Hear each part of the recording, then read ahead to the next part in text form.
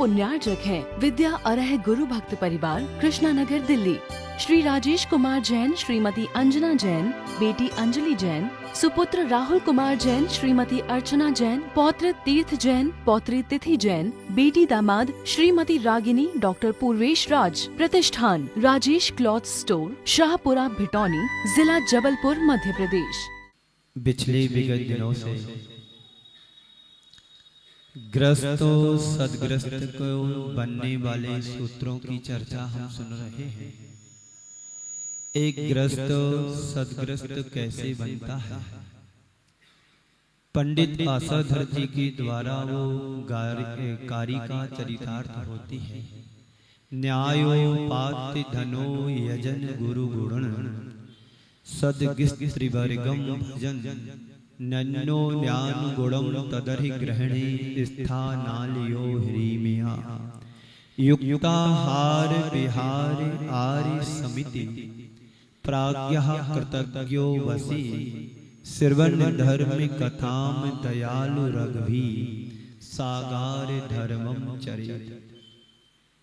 यहाँ पर कहा जा रहा है न्याय नीति से के द्वारा कमाया हुआ धन, गुण श्रेष्ठ माता पिता एवं गुरुजनों की उपासना, मधुर संभाषण, धर्म अर्थ काम रूप तीन पुरुषार्थों का संतुलन, सम्यक संतुलन बनाकर सेवन करने वाला, तीनों पुरुषार्थों के योग्य स्त्री, भवन और ग्राम से युक्त, लज्जाशील, युक्ताहार विहारी, सत्पुरुषों का अनुरागी, विवेकी, कृतज्ञ, जितेंद्रिय और धर्म कथा को सुनने वाला,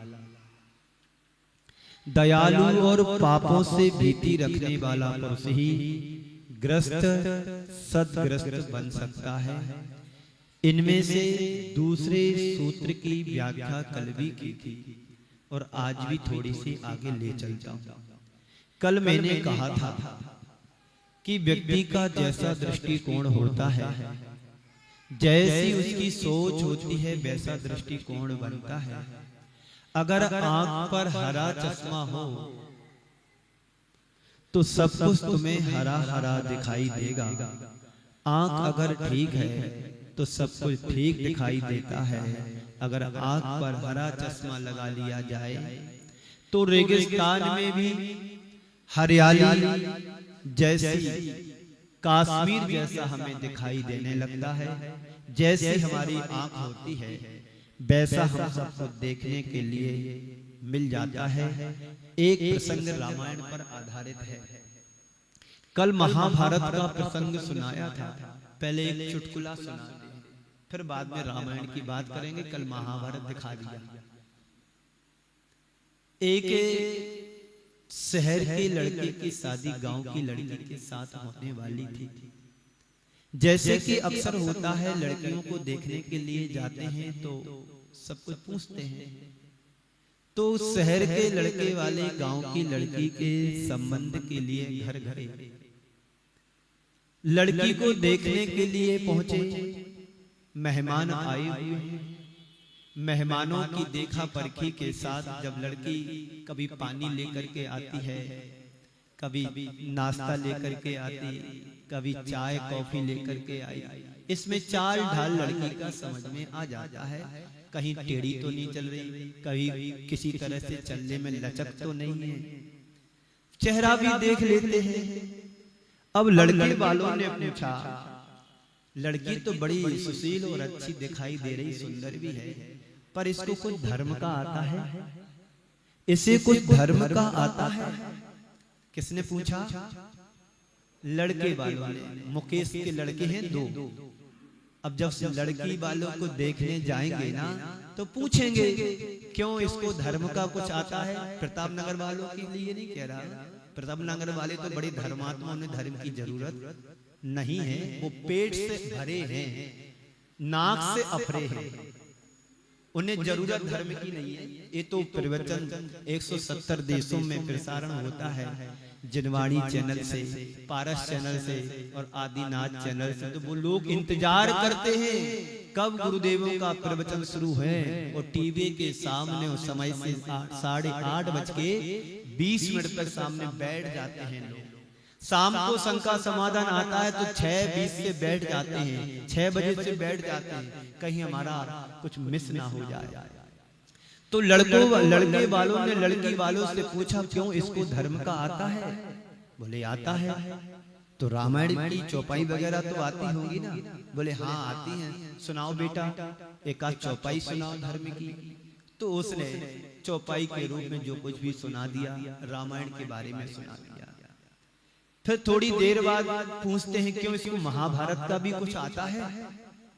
तो लड़की वाले कहते हैं, बाबूजी रामायण तो सुना दिया, महाभारत घर जाकर के दिखाएगी। महाभारत को सुनाया नहीं जाता है, घर जाकर के महाभारत दिखाएगी। अब हम अपनी बात पर आते हैं। रामायण का दूसरा प्रसंग आपके सामने रखता हूं। कल महाभारत का रखा था, दुर्योधन की दृष्टि और उनके भावों में क्या, और दुर्योधन के विचारों में कितना जमीन आसमान का अंतर हमने कल समझा था। जो व्यक्ति की दृष्टि को रेखांकित करता है, हुआ यह कि जब युद्ध पूरा हो गया, साधुवाद समारोह चल रहा था, हर व्यक्ति अपने युद्ध के संस्मरणों को बड़ा चढ़ा करके सुना रहे थे। उस समारोह में हनुमान जी भी पहुंचे थे। वो अपने भी भाषण दे रहे थे। वो अपने पौरुष और पराक्रम को का वृतांत बड़े बड़ा चढ़ा करके सुना रहे थे। अपनी कथा सुनाते समय उन्होंने अशोक वाटिका का चित्रण किया, शुरू कर दिया, और उन्होंने कहा, क्या बताऊं, अशोक वाटिका बहुत सुंदर थी। उस वाटिका में बहुत रंग बिरंगे फूल फलों से लदे हुए वृक्ष थे कि मैंने आज तक इतनी सुंदर वाटिका कहीं और अन्यत्र देखी नहीं, जितनी सुंदर वाटिका अशोक वाटिका लंका में थी। बड़ी भव्य और सुंदर वाटिका थी। अनेक पेड़ पौधे उसमें लगे हुए थे, सब फलों फूलों से लदे थे। मैंने उन सबको तहस नहस कर दिया, पूरी तरह से उस वाटिका को उजाड़ दिया। पर मैंने वहां पर एक विशेषता देखी कि वहां पर जितने भी फूल थे, जितने भी फूल वहां पर थे, सब लाल लाल लाल ही थे। एक भी फूल डिफरेंट नहीं मिला, कोई दूसरे कलर का नहीं मिला। जितने भी फूल वहां पर थे सब वो लाल थे। सीता जी वहीं पर बैठी हुई थी रामचंद्र जी के पास। तुरंत बीच में बोलती हुई टोकते हुए हनुमान जी से कहती हैं, सुनो हनुमान जी, आप क्या बोल रहे हो? आप क्या बोल रहे हो? आप बोल रहे कि एक भी फूल दूसरा नहीं था, जितने भी फूल थे सब लाल लाल थे। आप या क्या कहते हो कि वहां के सारे फूल लाल थे? मुझे तो एक भी फूल वहां पर लाल दिखाई नहीं दिया, सारे के सारे फूल सफेद थे। आप लाल कैसे कह रहे हो? हनुमान जी ने कहा, सुनो सीते, ऐसी बात नहीं, मैंने अपनी आंखों से देखा है, वहां के सभी फूल सिर्फ लाल ही थे। फिर सीता जी कहती है, सुनो हनुमान जी, आप इतने उत्तेजित मत हो, मैं भी वहां पर काफी समय रह करके आई हूं, लंबे समय तक वहां पर ठहरी थी मैं। दोनों ही अपनी बात पर अड़े हुए थे। हनुमान जी कह रहे थे कि सारे फूल लाल थे, और सीता जी कह रही थी कि सारे फूल सफेद थे। दोनों की बात को सुनकर के रामचंद्र जी न्याय पक्ष को करते हुए न्याय पक्ष को रखते हुए रामचंद्र ने कहा कि अरे तुम लोग आपस में झगड़ते क्यों हो? अरे तुम लोग आपस में झगड़ते क्यों हो? अब इस बात को मैं यहीं छोड़ करके एक दूसरा संदर्भ तुम्हें सुनाता हूं कि आपस में झगड़ते क्यों हो। क्योंकि 40 मिनट में मुझे बात पूरी तय करना है। झगड़ने वाला शब्द बीच में आया तो ऐसे ही कभी किसी के साथ घटना घटी होगी। पढ़ा लिखा बेटा, बेटे की शादी माँ ने बड़े अरमानों से कर दी। पढ़ी लिखी घर में बहू आई, बेटे के अनुकूल आई। जैसा माँ चाहती थी वैसी पढ़ी लिखी बहू उसको मिली। अब जब नई शादी होकर के आते हैं तो सासू माँ कुछ कहती नहीं है। 8 बजे उठे, सुबह 9 बजे उठे, 10 बजे उठे, नई नई बहू है, समझ जाएगी थोड़े दिनों में घर का माहौल देख लेंगे। सुबह हो माँ 5 बजे सुबह जल्दी उठ जाए और अपना घर का झाड़ू निकालना, बर्तन मांजना आदि आदि काम करना जब तक सुबह हो जाए। एक दिन बेटा देखता है कि सुबह माँ झाड़ू लगा रही है तो बेटा उठकर के बाहर आता है कि माँ मेरे होते हुए तू झाड़ू लगाएगी? नहीं, ऐसा नहीं हो सकता है। बेटे ने माँ के हाथ से झाड़ू छीनी और लगाने लगा। माँ कहती है कि मैंने इसलिए तुम्हारे लिए इतना पढ़ाया लिखाया कि तू साहब बन करके झाड़ू लगाएगा? नहीं, ऐसा नहीं हो सकता है, झाड़ू तो मैं लगाऊंगी। दोनों में बातचीत चल रही थी। बहू रानी की इतनी देर में नींद खुल जाती है दोनों की बातों को सुन करके। बहू रानी ऊपर बालकनी से देखती है कि दोनों आपस में झगड़ रहे हैं। माँ कहती है कि बेटा झाड़ू नहीं लगाएगा। जीतू भाई, माँ कहती कि जीतू झाड़ू नहीं लगाएगा और जीतू कहता है कि माँ झाड़ू नहीं लगाएगी। आपस में झगड़ा चल रहा था।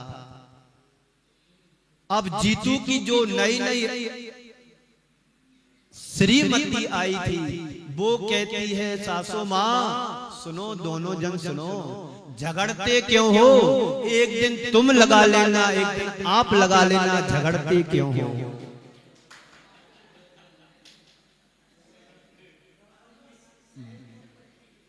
हाँ, बात समझ में आई।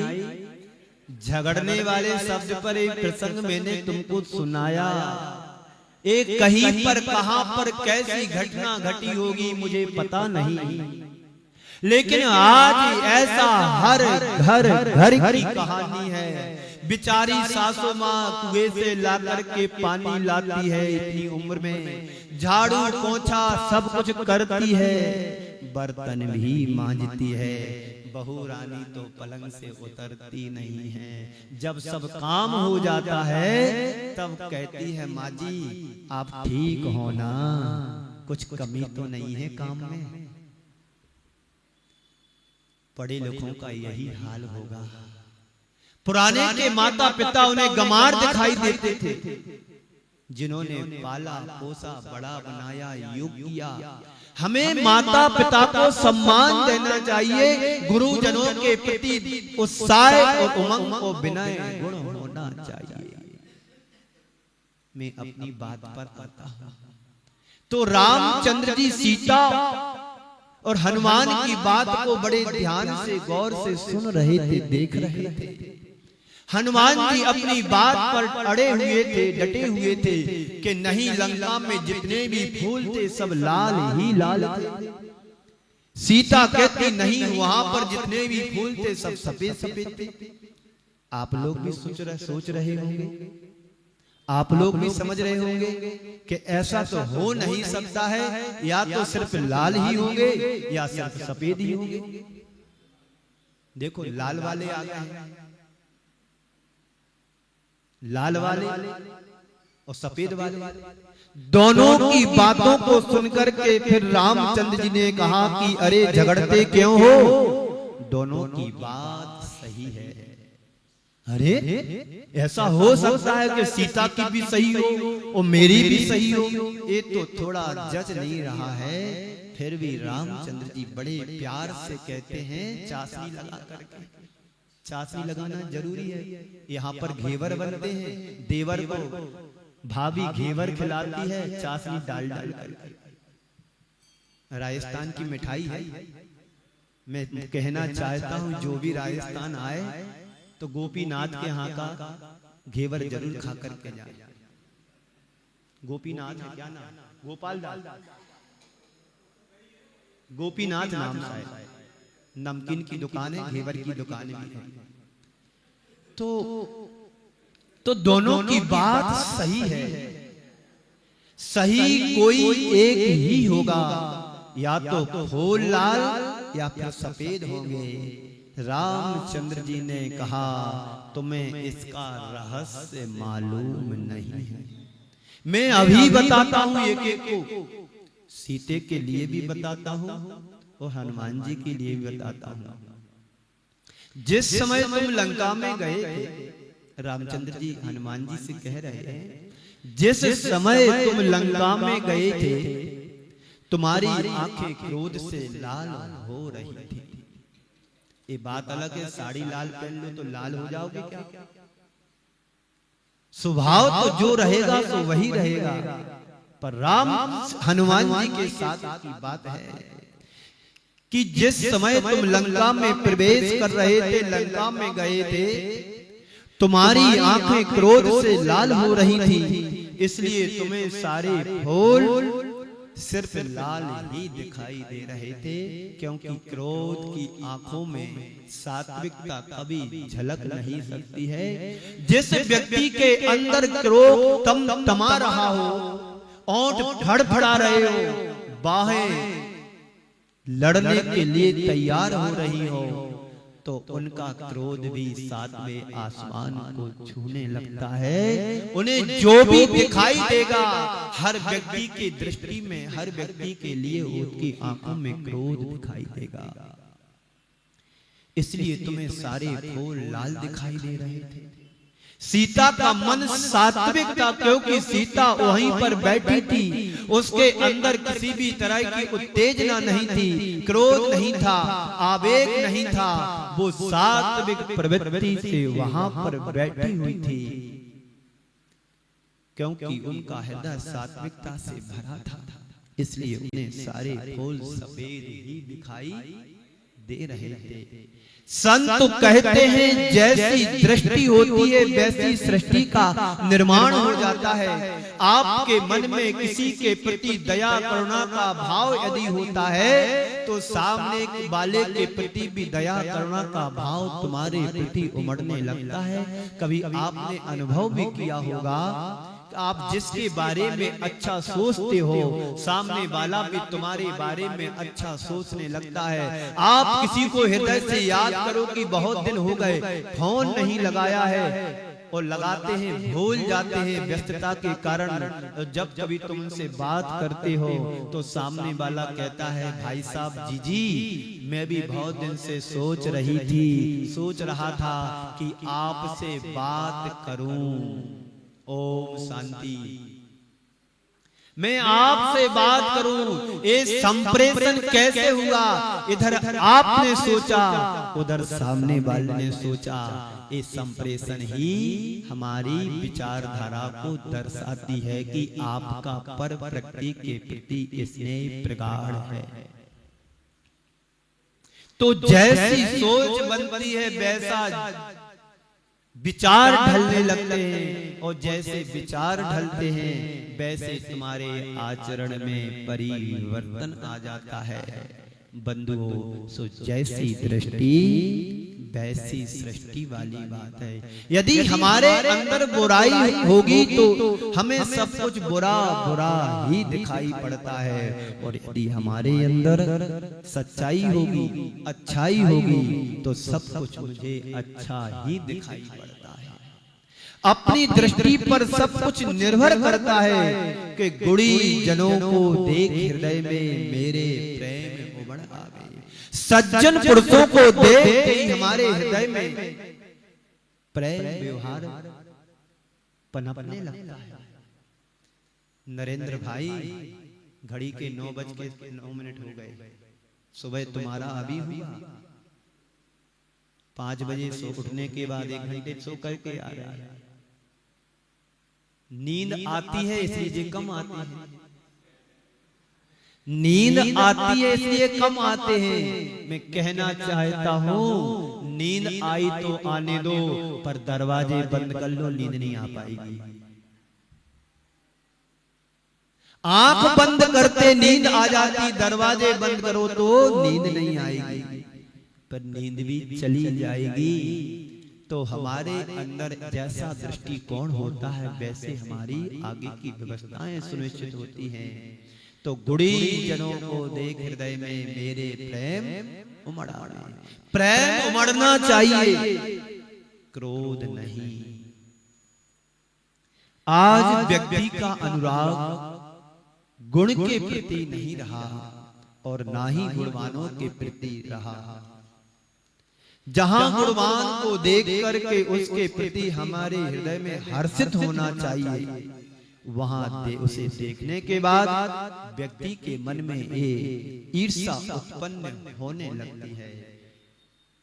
यही हमारे जीवन के विनाश का एक बहुत बड़ा कारण बनने लगा है।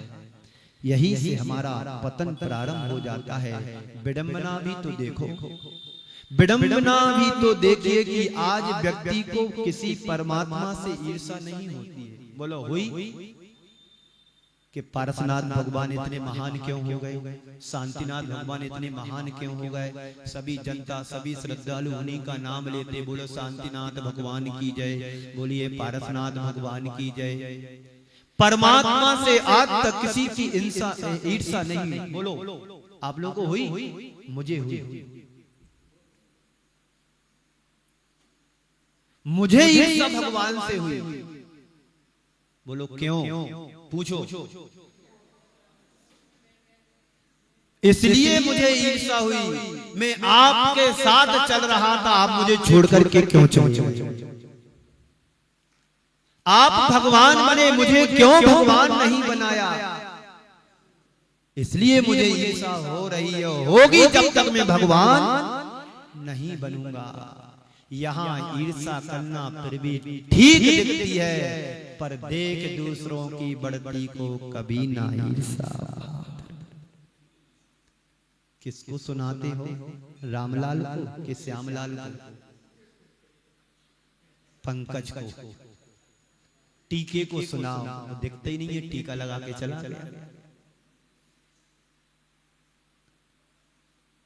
ईर्ष्या करो तो अपने दुर्गुणों से करो, ईर्ष्या करो तो अपने पापों से करो, ईर्ष्या करो तो अपनी बुराइयों से करो। दूसरों की बुराइयों को देख करके तुम पाओगे क्या? बोलो, दूसरों की बुराई को देख करके हम क्या पाएंगे? खुद अपना मन खट्टा करोगे, ये पाओगे। कमल कुमार जी, कमलेश जी बड़े सज्जन पुरुष हैं, सीधे साधे, चौके में आवाज ही नहीं निकलती। इतना सीधापन भी ठीक नहीं कि पत्नी सवा शेर बन जाए।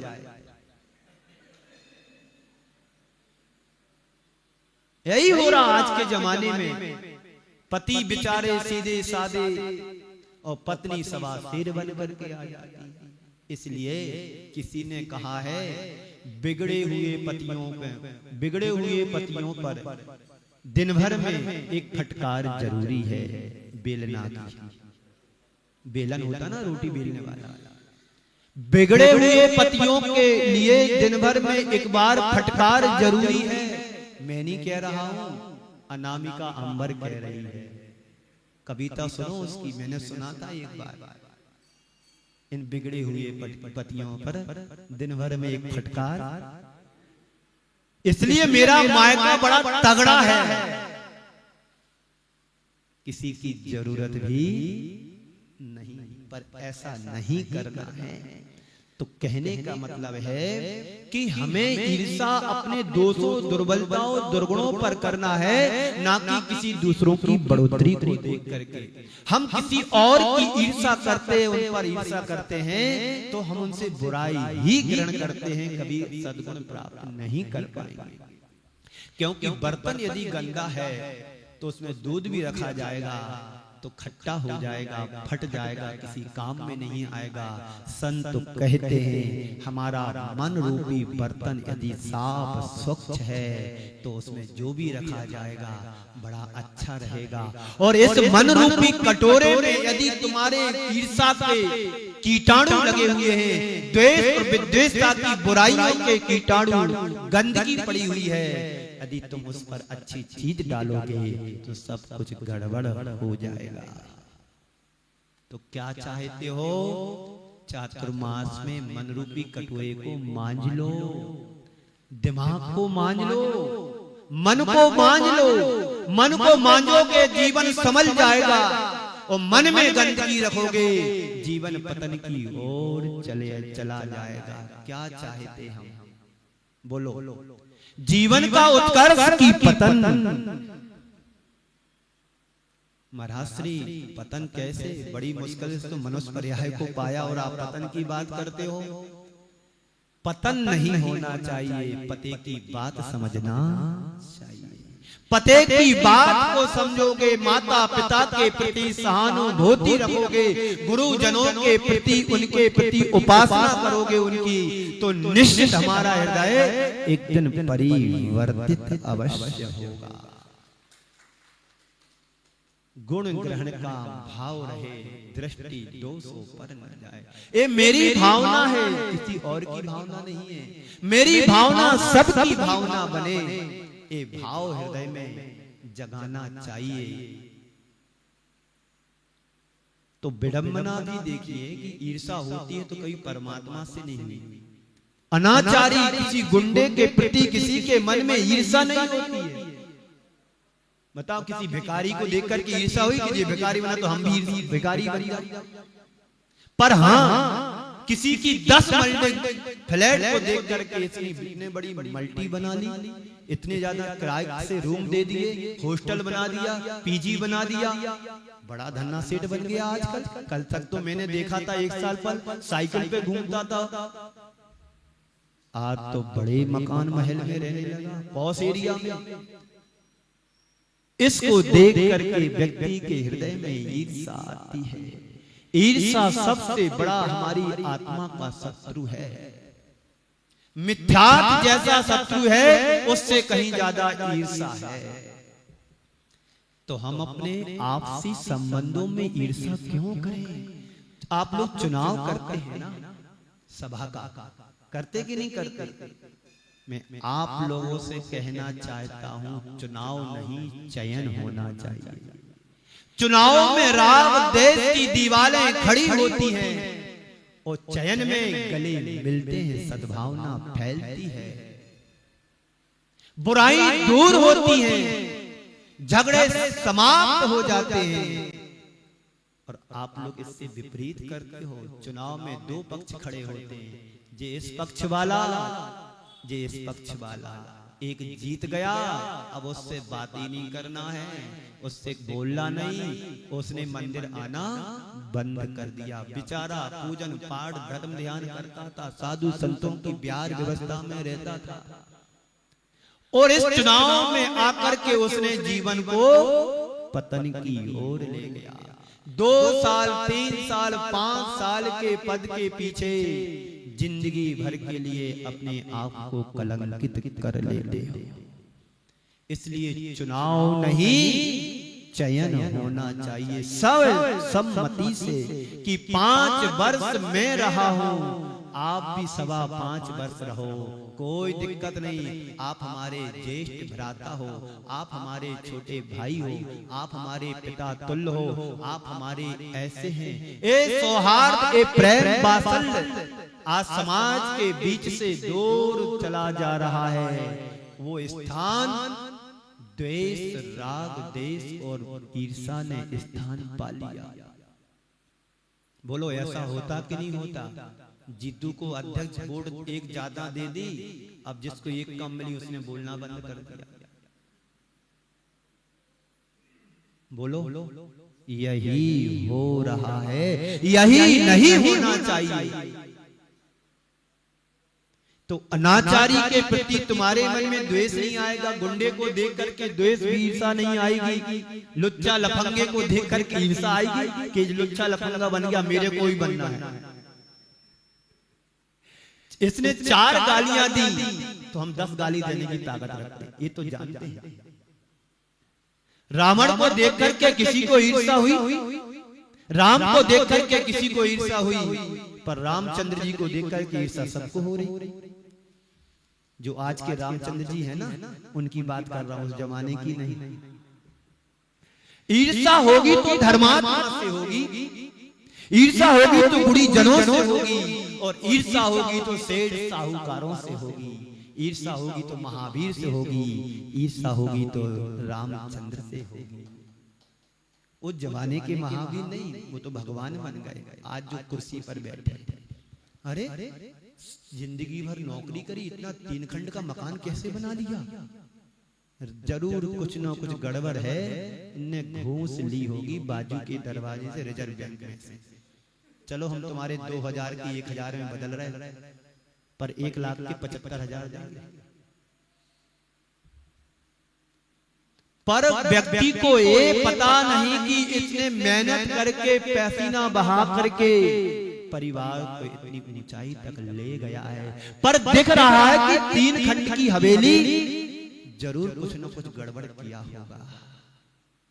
तो ईर्षा होगी सेठ साहूकारों से, गरीब से नहीं होगी। ईर्षा होगी धर्मात्मा से, बड़ा धर्म करने लगा, कल का छोकरा आता जाता कुछ नहीं। ईर्षा होगी तो प्रतिभावान व्यक्ति से होगी, जे आगे कैसे निकलेगा, इसका बेटा इतनी बड़ी मल्टीनेशनल कंपनी में जॉब कैसे करने लगा, हमारा बेटा भी तो साथ में पढ़ता था, वो तो कुछ नहीं कर पाया, इसका बेटा जरूर कहीं न कहीं जुगाड़ की हो बिठाई हो। तो सामान्य व्यक्ति से कभी किसी को ईर्षा उत्पन्न नहीं होती है, तो गुणवान से ही व्यक्ति ईर्षा करता है। अब गुण से कोई ईर्षा नहीं करता। बंधु, ईर्षा में जीने वाले व्यक्ति का ऐश्वर्य छिन जाता है। जो व्यक्ति ईर्षा में जीते हैं वे ऐश्वर्यहीन होते हैं। ईर्षा की आग में जलने वाले व्यक्ति का जीवन हमेशा विनाश की ओर चला जाता है, और ईश्वर पर आस्था रखने वाले व्यक्ति का जीवन ऐश्वर्यमय बन जाता है। आप क्या चाहते हो? ईर्षा की आग में जलने में अच्छा समझते हो कि ईश्वर की आस्था में रखने में आप अपने आप को अच्छा समझते हो? जो जिसके प्रति जिसके जितने अधिक करीब होता है वह उससे उतना अधिक ईर्षा करने लगता है, क्योंकि उसके अंदर की धीरे धीरे बातें हमें प्राप्त होने लगती हैं, तो व्यक्ति के अंदर की ईर्षा और पनपने लगती है। आप लोगों के समक्ष एक उदाहरण रखता हूं, फिर आपको विराम। एक शहर में एक बार 2 परम मित्र बचपन के 2 विद्वान एक श्रीमंत सेठ के घर पधारे।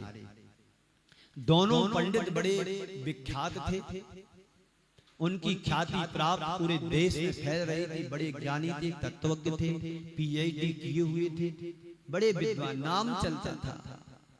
श्रीमंत जी ने बड़ा उनका स्वागत किया। रात भर सोने के बाद जब सुबह उठे तो एक पंडित जी अपनी क्रिया से निवृत्त होने के लिए लैट्रिन बाथरूम में गए। तो सेठ जी ने सोचा कि समय का सदुपयोग कर लिया जाए। जो पंडित जी फ्रेश होने के लिए गए हैं तो उनके बारे में पूछना चाहा कि पंडित जी साहब, हमने सुना है कि डॉक्टर साहब बड़े विद्वान हैं, बनारस से पढ़कर के आए हैं, पीएचडी भी की है, उनके ग्रंथ संस्थापक, उनके अनेक ग्रंथ उन्होंने संपादक किए हैं, और हाँ बहुत अच्छा प्रवचन भी थोड़ा कर लेते हैं, बड़ा गहरा ज्ञान है उनका। क्या विचार है आपका? इतना सुनना था कि उनका चेहरा एकदम बदल गया। एक विद्वान दूसरे विद्वान की अच्छाई सुनने संभव नहीं है। एक विद्वान दूसरे विद्वान की अच्छाई सुन ले तो जीवन पलट जाए, सभी को मुक्ति हो जाए। किसी की प्रशंसा सुनना ही नहीं, सुन ही नहीं सकता। उसने कहा, क्या बोलते हो सेठ जी? 4 किताबें पढ़ ली, लोगों को मूर्ख बनाता है। पीएचडी क्या की? उसने तो नकल की है। 10 किताबों के थोड़े थोड़े अंश निकाल करके एक नई किताब बना दी, 11वीं। उसको आप पीएचडी कहते हो? उसे कुछ आता जाता नहीं है, वह तो निरा बैल है। क्या है? बैल। बैल बैल समझते ना, घंटी बजाने वाली बैल नहीं, गाड़ी में जुतने वाला बैल है। उन्होंने सब कुछ सुन लिया, कर ही क्या सकते थे सेठ जी। इसी बीच में पंडित जी फ्रेश होकर के नहा धो करके बाहर आ गए। अब उनके पास बैठ गए। अब इधर जो पहले वाले पंडित जी जो इनसे चर्चा कर रहे थे, अब उनका नंबर आया जाने का। ये अब फ्रेश होने के लिए गए। सेठ जी ने दूसरे विद्वान का प्रशंसा करना शुरू कर दिया। पंडित जी, हमने सुना है जो आपके साथ पंडित जी आए हैं, बड़े अच्छे ज्ञानी हैं, तत्वज्ञ हैं, संस्कृत का, न्याय का, व्याकरण का बड़ा उनको अच्छा ज्ञान है। काशी में उनका बड़ा नाम चलता है। एक ही पंडित जी है, बनारस में कैलाश चंद जी सिद्धांत शास्त्री, अब वो नहीं रहे हैं। उनके द्वारा पढ़े पढ़ाए अनेक शिष्य बड़े बड़े उच्च पदों पर प्रतिष्ठित हो गए। उनके संबंध में आपका क्या ख्याल है?